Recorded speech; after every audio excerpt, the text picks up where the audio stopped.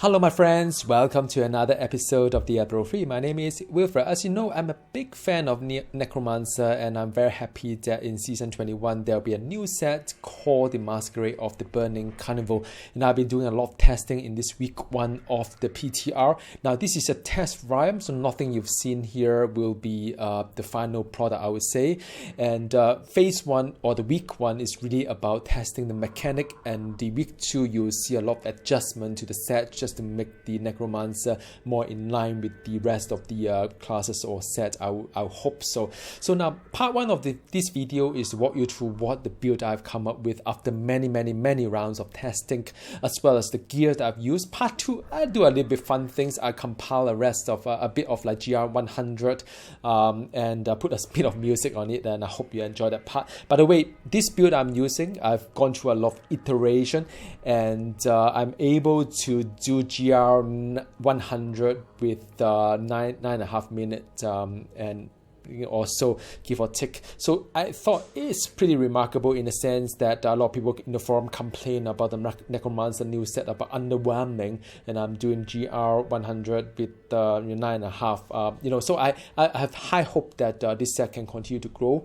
as we speak. So now let's just quickly go into the build I've got so far, and I really want to share this with you right now.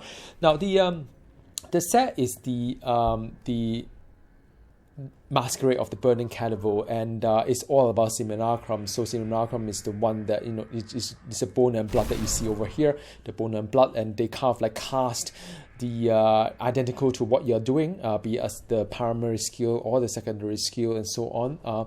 And so that is the main part of it. Your Simulacrum no longer take damage, gain all the runes as well as cooldowns refresh when you die. And the set 4 bonus is kind of interesting in the sense that your damage is being reduced when you have Simulacrum by 50%, but the damage you take is split between you and your Simulacrum as well, so making it a pretty good damage reduction kind of mechanism. But in the sense that if you take this set just for the 2 bonuses and not the third one, that is a little bit like may not be kind of like there's a price to pay, in a sense. If you gain the 67% of damage reduction, you have to reduce your damage by 50%. So it's a give or take. Some people like to mix the set around, some people don't. So that is the one consideration. But the last one is really about buffing your bone sphere, 10,000 increased damage in your Simulacrum, gain triple of this bonus. Now this on paper is pretty good, but in reality it pretty sucks in a sense that you will encounter places whereby there's elevation or upslope whereby you can hit the mob, but your Simulacrum cannot hit the mob because they are a little bit behind you, or there's some waller and so on and so forth. You position yourself to hit the mob, but your Simulacrum cannot hit it. So it's a bit of like, how should I say, in a sense, some maps are really doing well, but some maps are just terrible when there are all these like walls or corridors and so on and so forth. You may need to resummon your Simulacrum as well, just saying. So something to think about in a sense. I hope they'll fix that mechanic with the phase 2 or week 2 of the PTR. Now, I'm using the set for the Masquerade of the Burning Carnival, but I also mix it with the Captain Crimson as well. Now, the good thing about Captain Crimson is that it does give you a fair bit of like tankiness to it, and also give you the increased kind of like damage reduction, the cooldown reduction, reduce the resource cost, as well as the damage dealt and damage taken is being buffed as well. So it's a pretty all-rounded, really good build. In a sense, for this particular build, I'm really going around with the Land of the Dead kind of like build, and I also would like to reduce my cost of the sphere, bone spheres. I'll talk a little bit about that later. So I really advise you to mix the two right now, given what I've seen in the week 1 of the PTR. I've tried without it, and I tried the witching hour as well. It does give you a fair bit of like DPS, but that DPS can be really offset by the Captain Crimson set. So I really advise you to do that. Now I've tried the one kind of amulet that increase the bone armor kind of buff from 10 stat to 15 stat. I don't really find that useful because, first of all, with the Captain Crimson, I do get a fair bit of damage reduction as well. So in the end, I stick with the Haunted Vision, which is a must for the build that you're using for this Simulacrum build, and instead I'll keep the Royal Grandeur in the cube itself. So that's what I meant. So I reduce the number of items required for set bonus to 1 by 1, so I can mix around with the new set plus the Captain Crimson as well. Now ring wise, I will advise you with the Crispin's sentence. Now this is interesting. It's very important to pay attention to the affix itself, because you do increase damage against slow enemy or triple the bonus against enemy affected by any other controlling impacting effect. So what effect you have? Well, you can do bone armor and stun the enemy for 2 seconds. That's one. Land of the Dead also stun the enemy for whatever duration it is. Now, but this ring will not be good against like enemy with Juggernaut kind of like affix, because you just can't freeze them, and you can see that substantially your DPS count lowered when you face with enemy with the kind of Juggernaut kind of like affix. I would just walk past them. I would not even bother to do anything with them. So just a point to note here. Now I really like the Oscillion Ring of the Zodiac, because with that you keep decreasing the cooldown. Now I expect everything to be Bone Sphere, and I want to make sure that my Bone Sphere has a really highest kind of attack speed so that it can keep refreshing the cooldown of it. In my whole arena here, I only have 2 cooldown. One is the Bone Sphere, bone armor. The other one is Land of the Dead. So whenever I hit enemy with the Bone Sphere, I actually try. I'll reduce the cooldown of either one of them. So it's really, really good. Now, I still would like to have the Reaper's Wrap. I think if you are doing some kind of normal Rift farming, you can use the Nephilim as well.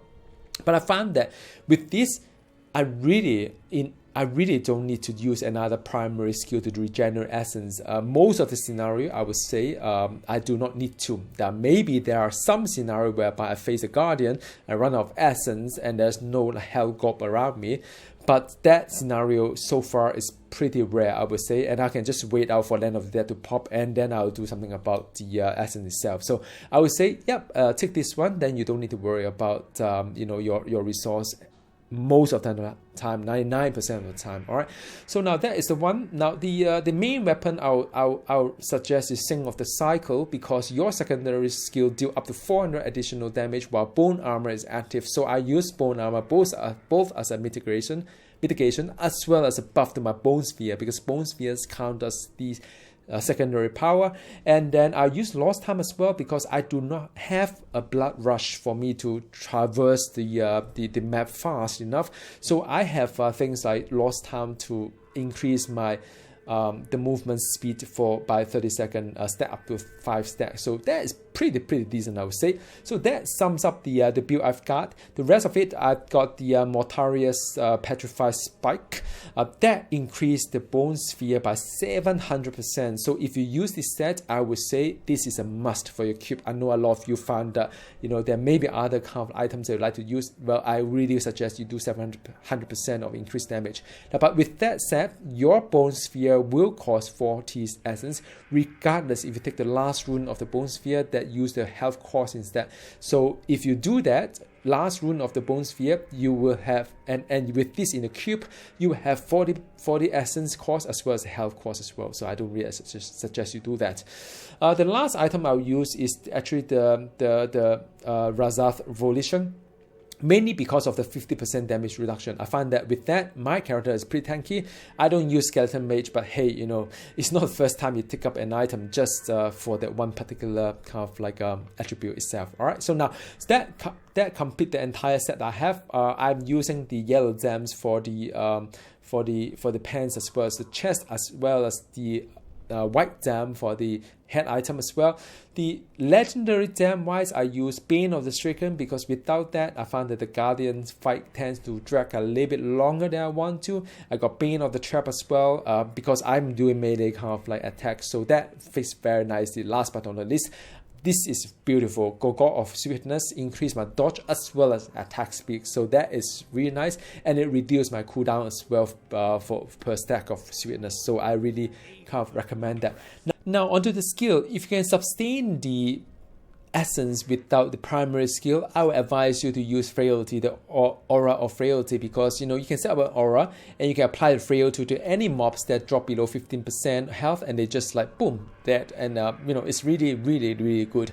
Now the only challenge having this aura is that you will not have any primary skill for you to regenerate essence. Now I found that if your setup is right, meaning that you have good cooldown reduction, you use the Reign of the Oscillion without too many other power that we use cooldown, like the mobility power, or you're able to kill things fast enough and have a good attack speed for your Bone Sphere. I found that you don't really need to have a primary kind of essence generating skill. I found that 99% of the time I can survive without it, and those 1% of the time I can't, I can just wait out for a couple of seconds to pop my Land of Death. So that is pretty cool itself. Now for Bone Sphere, I would recommend Crystallization. Two things here. One is that it does increase the attack speed by a fair bit, up to 30%, and also because it's a cold skill, it does interact with the lost time offhand that you have, that you increase your mobility, the movement speed. All right, so now that is something that is really cool. Bone Armor Dislocation is a no-brainer because you would like to stun the mobs, and together with the slow kind of like aura that you have, then you can do the triple damage through your ring. Devour is Cannibalize. That will help you to heal up, especially during those Land of the Dead moment that you would like to just stand there and eat any damage and just shoot the heck out of the enemy, and that's really cool. Now I use macro to ensure that I can continuously to generate the corpse and so on, but it's up to you how you want to do it. Simulacrum, no point to pick any kind of cooldown, any kind of runes, because you do unlock all the runes when you use this new set of the Necromancer, Masquerade of the Burning Carnival. Last but not least, Land of Death is beautiful. Frozen Lens is what I use, and the good thing about it is that I can keep popping it quite often, just a couple of seconds cooldown kind of left between each pop itself, but that is really good. So I do recommend you do that. Now from a passive perspective, there are quite a number of choices, so I'm not going to go through all the options here, but the one that I would like to recommend is Final Service. Sometimes for this build, because there's no blood rush, and for good reason as well, and so in a way, sometimes you do get caught in a situation between the Waller and so on and so forth that you can't get out and so forth, and you may pop your Final Surface. So I mean, that is fine. Blood is Power is always useful as a Necromancer, because as I'm doing melee, I do receive damage upfront as well, and as I lose enough maximum life, I do get the 20% cooldown reduction. Why not? And Standalone is kind of cool because with two Simulacrums, you are only reducing your armor by 80% to 80%, which is still a pretty decent kind of thing that to have. I find it myself pretty tanky on that one. Now for the last passive, there are a couple of options. You can either do a Bone Prison, which kind of like when you do Bone Sphere, you have a chance to trap the enemy for 3 seconds, or you can do like Fuel by Death, further increase your movement speed as you do. So yeah, that is part 1 of the video. I hope you find it useful. The part 2 of the video is really just a fun video on the testing I've got for this Necromancer GR100. Enjoy. Unleash your power.